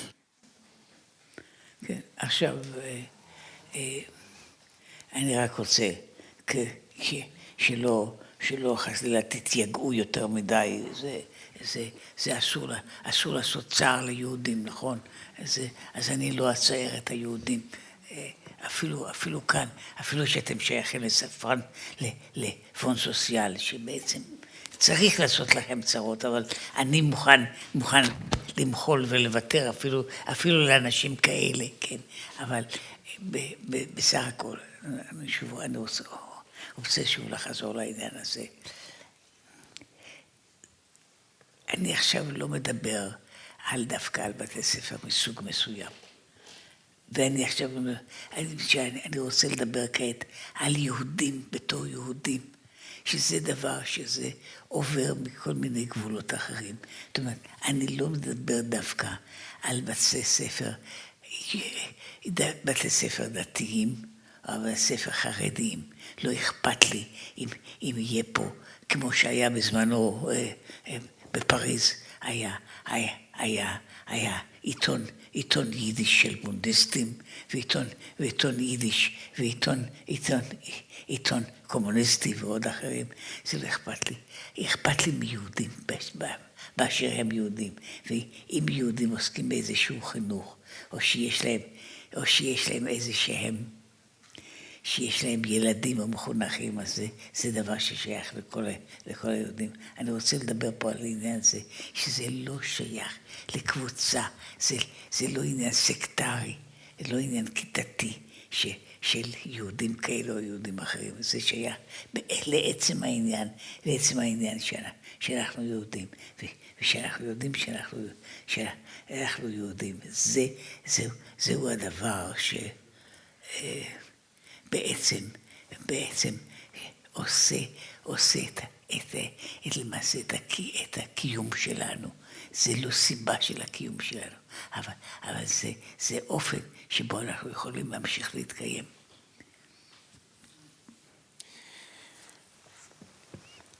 Alors, sans distinction entre le genre d'école dont on s'occupe, le genre d'élèves que nous avons, que ce soit des écoles plus religieuses ou moins religieuses, ce n'est pas des choses à prendre en considération, comme une époque, il y avait en France le journal du Bund ou le journal des communistes. Peu importe. Ce qui compte, c'est le fait qu'on a des enfants juifs à éduquer.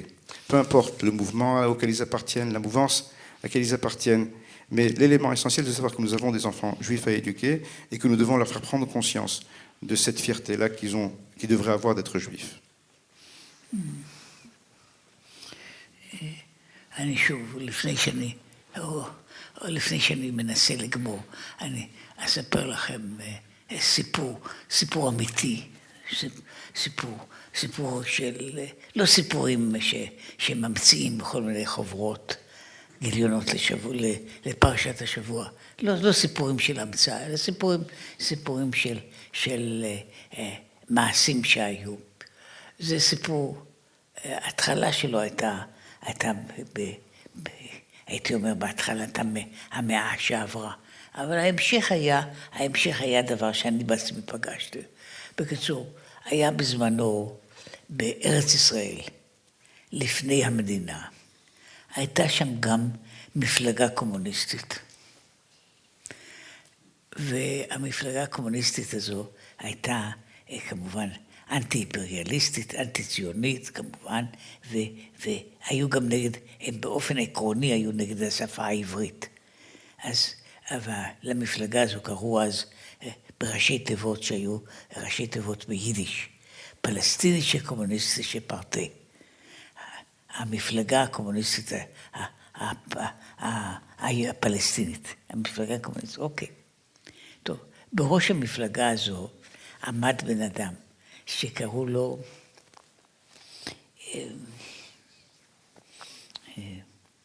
מיד אזכר בשמו, קראו לו ברגר, היה לו שם מצורף כזה, ברגר ברזילי.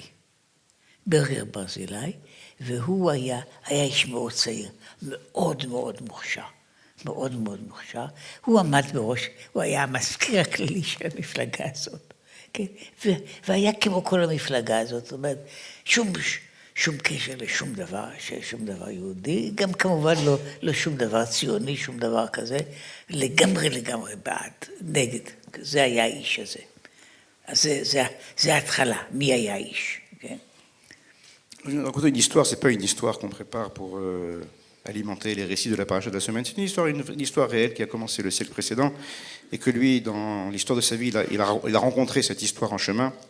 Alors c'était l'histoire d'un parti en Israël, un parti communiste en Israël, un parti communiste, donc anti-impérialiste, même anti-hébreu, et dont le secrétaire général était un monsieur qui s'appelait Berger Barzilai, un monsieur extrêmement doué, qui était donc le secrétaire général de ce parti.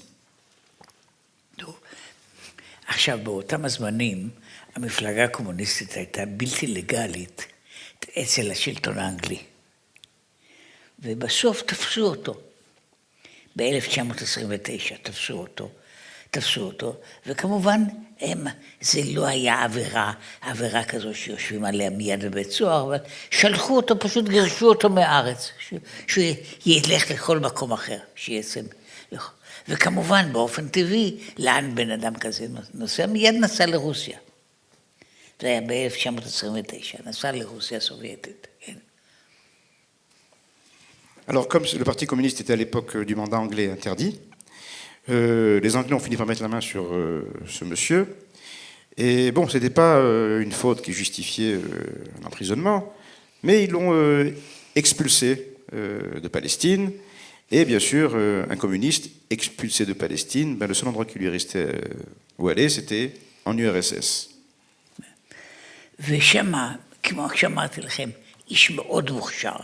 הוא נכנס לקומינטרן, האינטרנציונל הקומוניסטי, האינטרנציונל של המפלגות הקומוניסטיות בעולם. אז היה דבר כזה שקראו לו קומינטרן, שהיה ארגון גדול מאוד, והוא נכנס לשם, ותוך זמן קצר הוא נהיה סגן המזכיר של הקומינטרן. Alors, étant quelqu'un de très doué, en arrivant en Russie, il a réussi à intégrer un parti très important, un parti international communiste, et très rapidement, il est devenu l'adjoint du secrétaire général de ce parti. כן, הוא היה ממונה על כל המפלגות הקומוניסטיות של אסיה ואפריקה באותו זמן. Il était aussi donc responsable de toutes les composants des partis communistes en Asie et en Afrique. אוקיי. עכשיו, ב-1937, סטלין החליט לעשות טיהור במפלגה, ולקחו את כל מי שרק אפשר היה, הכניסו לבית סוהר, והם היו צריכים להושיב אותם בבית סוהר, והם כולם ישבו שם ועינו אותם בצורה מאוד אלגנטית, אבל מאוד יעילה, שכולם הם הודו בכל מה שהאשימו אותם. שהם רוצחים, שהם גנבים, שהם שקרנים, שהם כל הזמן, זה כולם חתמו על הודעות, וגם נהרגו בגלל ההודעות האלה. En 1939, lorsque Staline est arrivé au pouvoir, donc il fallait purifier, nettoyer tout le parti. Alors on a arrêté tous ceux qu'on a pu arrêter, on les a mis en prison, on les a torturés de façon très élégante, de manière à ce qu'ils reconnaissent les crimes qu'on leur reprochait, meurtre, vol, etc. Et donc on leur a fait signer donc, tous les documents possibles et imaginables sur lesquels ils reconnaissaient donc, tout ce qu'on leur reprochait. Et en effet, ils ont tous signé, reconnu tout ce qu'on leur reprochait qu'ils avaient fait ou pas fait. אוקיי. הוא גם כן עבר את החקירות האלה, והוא כמו כולם.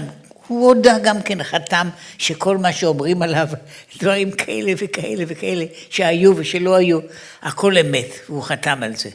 Alors lui aussi, il a passé le même régime, et donc il a fini aussi par signer sur tous les documents qu'on a signés, des choses vraies, fausses, peu importe, il a fait, il n'a pas fait, il a tout reconnu, tout signé, comme si que tout était absolument vrai. ואז הביאו אותו כמו את האחרים, למשפט פומבי עם עיתונים, עם כל מה שצריך. Et suite à ça, donc, comme tous les autres, ils les ont amenés donc, pour les juger en public, avec les journalistes, etc.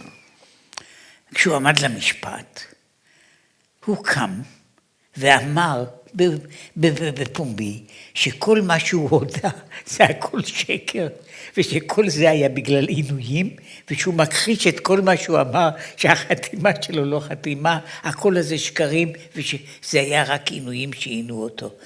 בקיצור, הוא מכחיש את הכל. Et donc, lorsque son tour d'être jugé est arrivé, on lui a donné la parole, il a donc déclaré devant tout le monde que tout ce qu'il a écrit, tout ce qu'il a signé était que des mensonges, qu'on lui a soutiré ça par la torture, et que rien de ce qui lui est reproché est vrai. Voilà ce qu'il a déclaré donc devant tout le monde. כן. ואז שלחו אותו בחזרה לקורס נוסף, כן. שוב חקירות, עינויים עם כל מה שצריך, והוא שוב חתם על הכל. חתם על הכל. כל מה שהיה צריך לחתום, הוא חתם, אולי יותר מה שאמר קודם. ושוב הביאו אותו למשפט. Alors ils l'ont ensuite, donc suite à cette déclaration, ils l'ont renvoyé pour une autre formation beaucoup plus musclée. suite à laquelle il a reconnu absolument tout ce qu'on lui reprochait, tout ce qu'il a avoué sous la torture. Il a signé encore une fois, même plus que ce qu'il avait signé avant, et on l'a senti donc prêt à se présenter devant le tribunal, donc on l'a ramené devant le tribunal.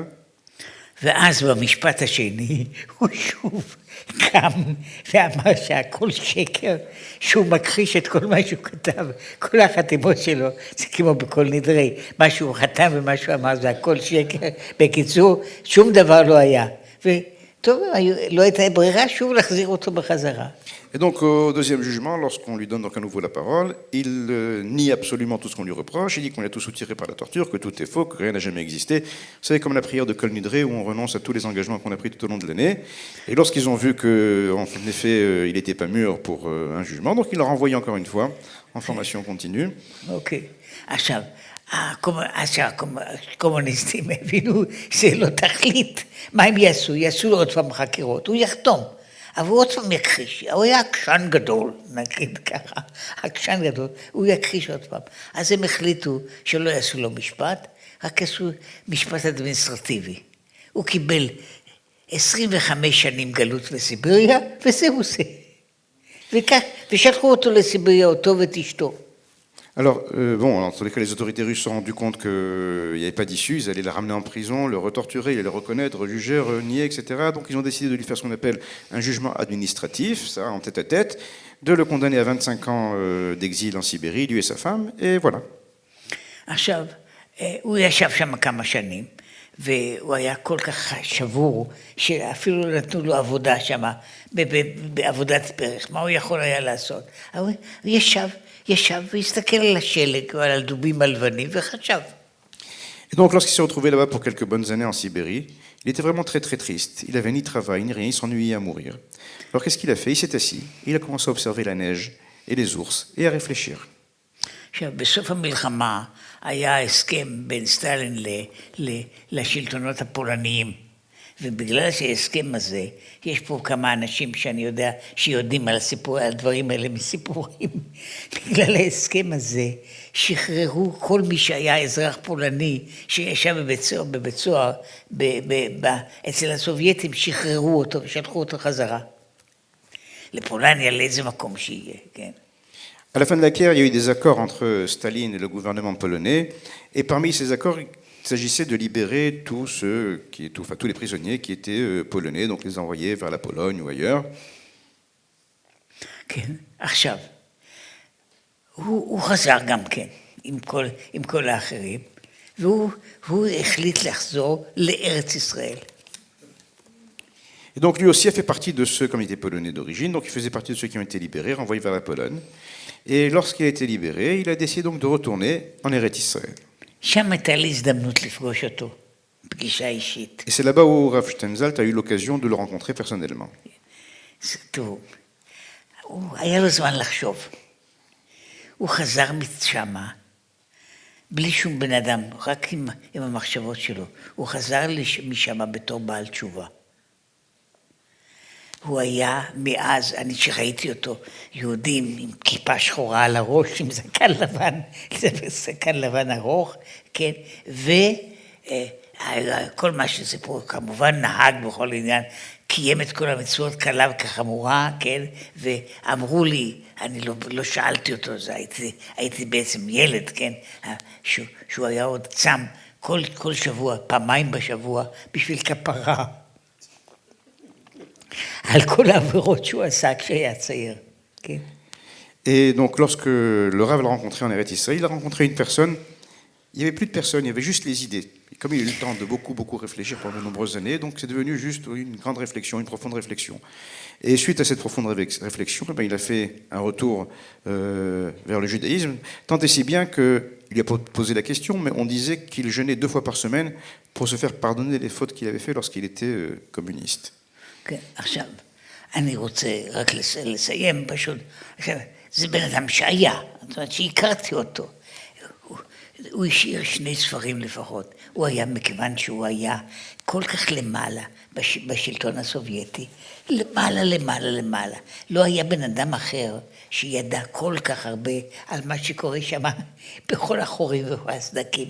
אז הוא שימש יועץ בשביל הממשלה שלנו, בשביל הממשלה האמריקאית, בשביל ממשלות אחרות. שהוא ידע, הוא הכיר את כל האנשים שנשארו שם, הוא הכיר אותם. הוא השאיר 2 ספרים. Alors cette personne a existé, le Rav l'a rencontré.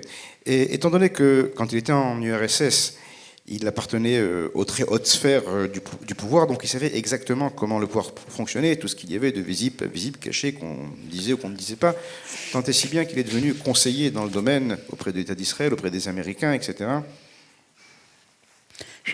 ספר אחד הוא ספר מדעי היסטורי. Oui, pardon, il a écrit 2 livres. שבספר הזה הוא מנסה להסביר את מי בעצם סטלין גמה, נגד מי התיאורים של סטלין היו. הוא טען שזה היה לזה, זה לא היה שיגעון, אלא זה היה משהו מסוים, שסטלין רצה לעשות שינוי מסוים במפלגה הקומוניסטית, ולמעשה להרוג את כל החברים הישנים של המפלגה. זה ספר אחד שהופיע בתור ספר של היסטוריה, כן? Alors, le premier livre qu'il a écrit, l'un des livres qu'il a écrit, c'est un livre, disons, scientifique, où il faisait une analyse précise pour comprendre les motivations de Staline quant à la purification et l'élimination de... Et donc, il a voulu démontrer que ce n'était pas juste une folie de Staline de tuer des gens, mais c'était de vouloir se débarrasser de tous ses anciens proches. הספר השני הוא בעצם, זה סיפורים אמיתיים, אבל זה לא כתוב עם שמות. אלא זה כתוב, מה שקוראים לזה, בצורה שמין בחצי רומן וחצי עובדות. כן? Le deuxième livre qu'il a écrit sont des histoires sur des personnes sans citer les noms. C'est un genre de livre moitié romancé, moitié réalité. ששם הוא מתאר 3 אנשים שבמידה מסוימת כמוהו, אנשים שהיו למעלה במפלגה הקומוניסטית ושהגלו אותם לסיביר על עבירות שהם לא עשו, כן? ואיך שכולם חזרו ליהדות בכוח עצמם.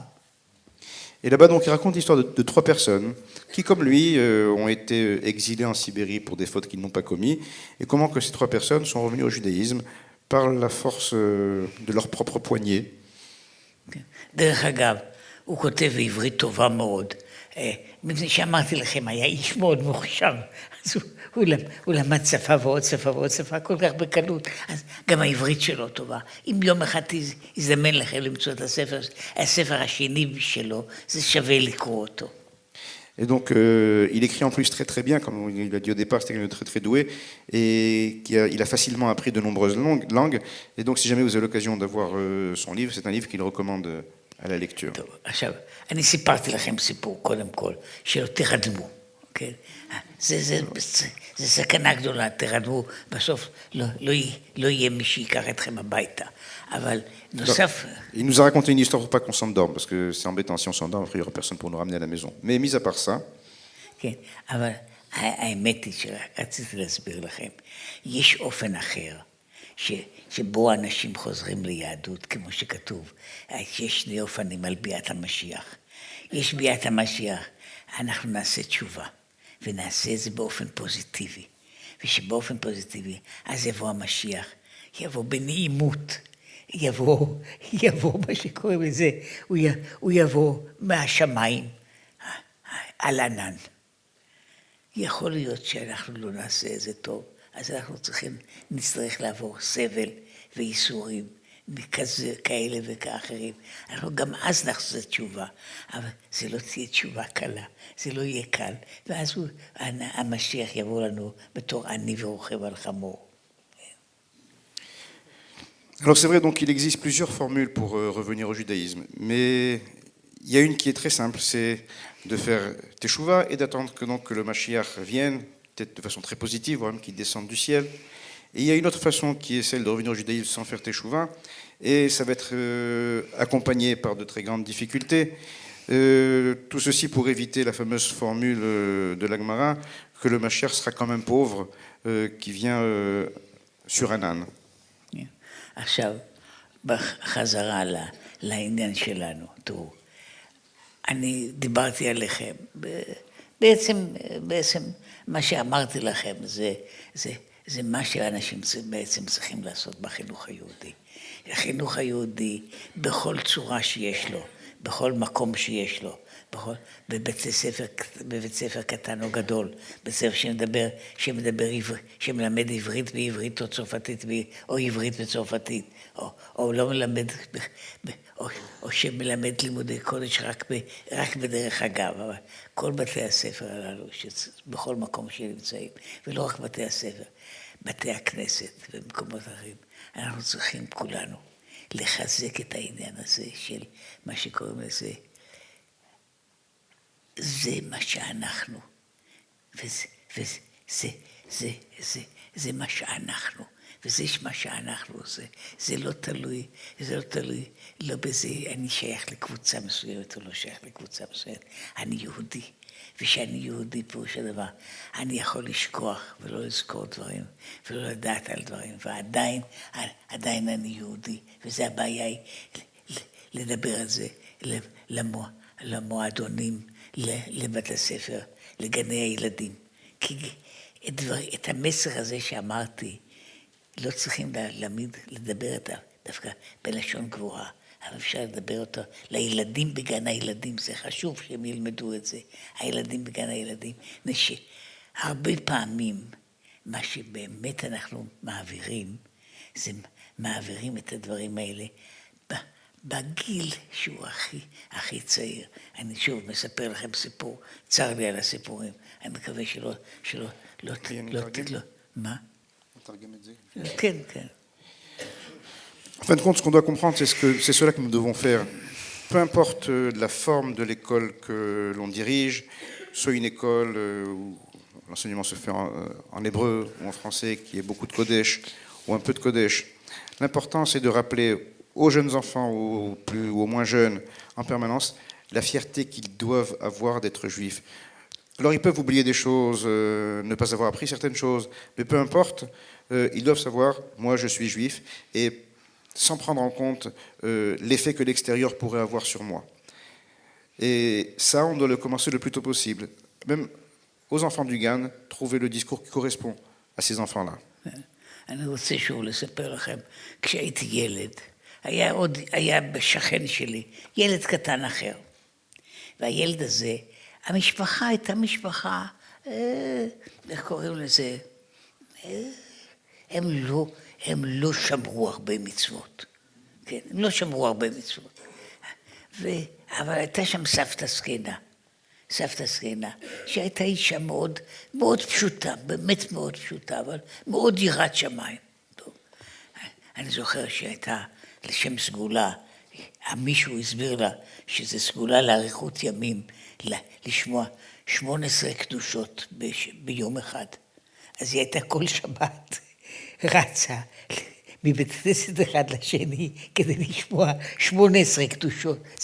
זה קשה, אבל אישה זקנה הייתה רצה מבית כנסת לבית כנסת כדי לשמוע 18 קדושות. עכשיו, היה לה נכד, ילד קטן, וכמו שאמרתי, הבנתם, שום דבר לא היה שם בבית.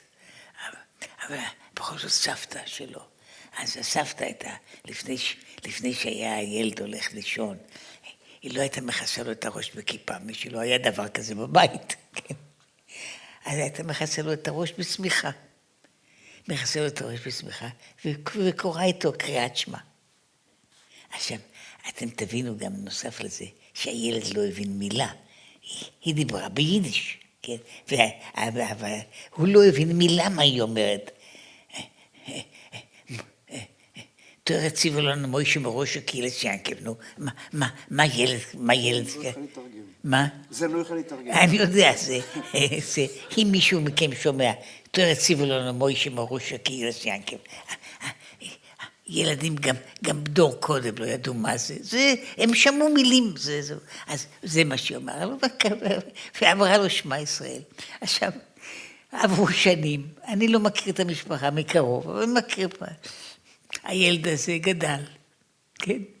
הוא אחר כך הלך לצבא, כמו כל הילדים בה. עכשיו, הנקודה היא, הוא לא יכול לישון בלי לחסות את הראש ולהגיד קריאת שמע, הוא לא פשוט לא יכול להירדם. הוא היה בצבא, לא חשוב באיזה מקום, הוא בכל מקום הולך, הוא מכסה את הראש בשמיכה ואומר שמע ישראל.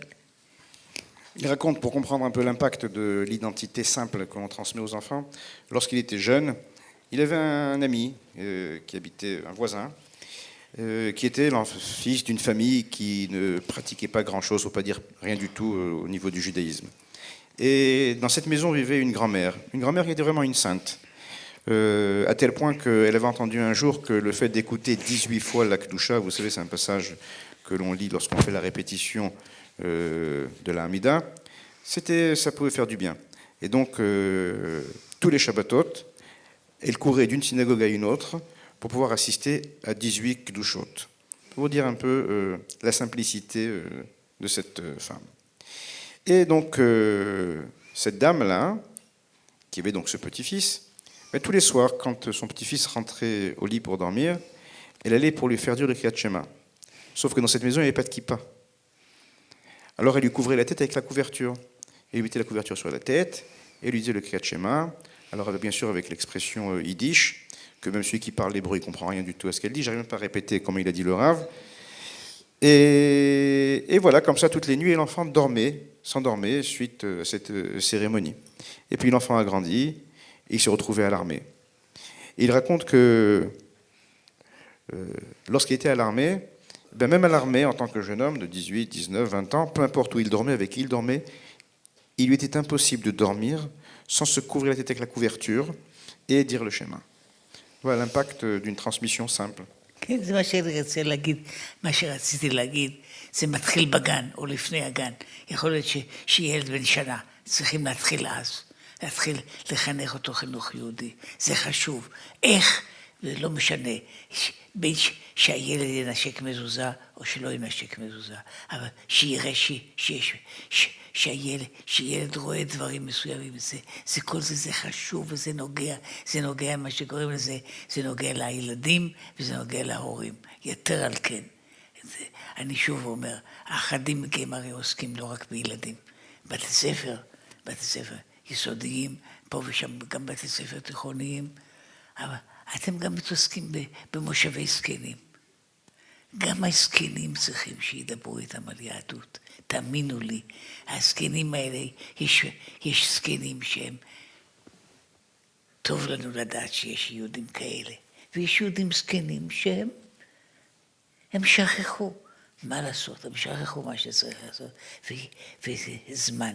גם כשבן אדם הוא בן 90, הוא יכול עדיין ללמוד את הזהות היהודית שלו.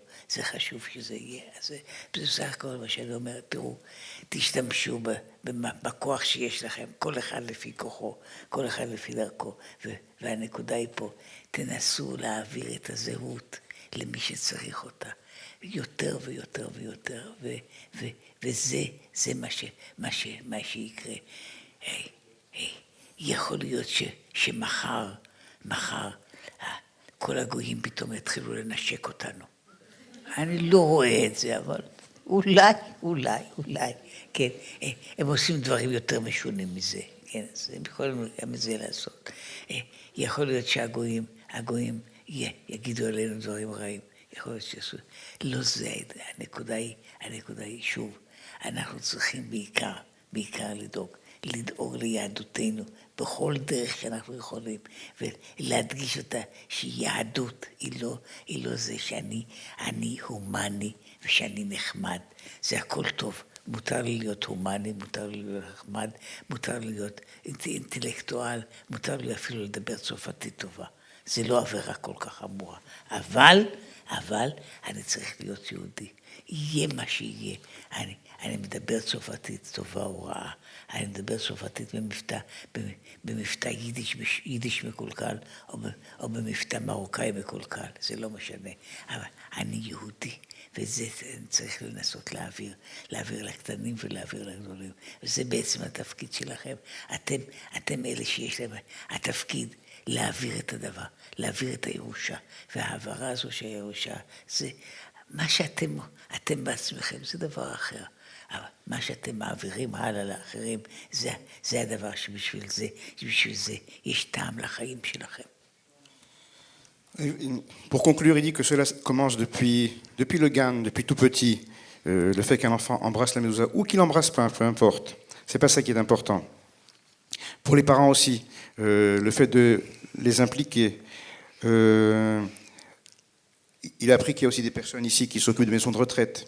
Il faut savoir que même une personne âgée de 90 ans a besoin qu'on lui rappelle en permanence son identité juive, son lien avec le judaïsme. Peu importe les moyens qu'on utilise pour le lui rappeler. Et même si demain, toutes les nations commencent à nous embrasser, ça ne doit rien changer dans notre volonté de continuer à renforcer notre identité juive. On doit le faire pour nous, pour pouvoir nous construire. Alors qu'on soit humaniste, intellectuel, sympathique, qu'on parle français bien ou avec un accent yiddish ou marocain, peu importe, tout ça, ce sont des choses qui peuvent être en plus ou en moins, mais ce n'est pas ça qui est essentiel. Ce qui est essentiel, c'est justement la capacité que nous avons de renforcer notre propre judaïsme, celui de nos enfants, celui de tous ceux dont on s'occupe, et c'est ce qui donnera une raison et un goût à notre vie et à notre mission. ורק מילה אחת, במקום לשבת כאן, אתם צריכים לרוץ ולעשות. Pour conclure, au lieu de rester assis, on devrait courir et se mettre à faire.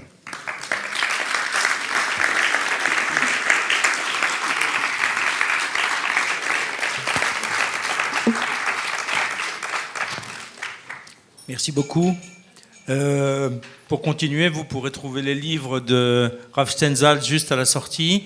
Mais en attendant, vous pouvez également profiter d'un buffet qui est là pour continuer à réfléchir et à faire en sorte que tout ce qui vient d'être dit puisse germer dans vos esprits. Bonne soirée et merci.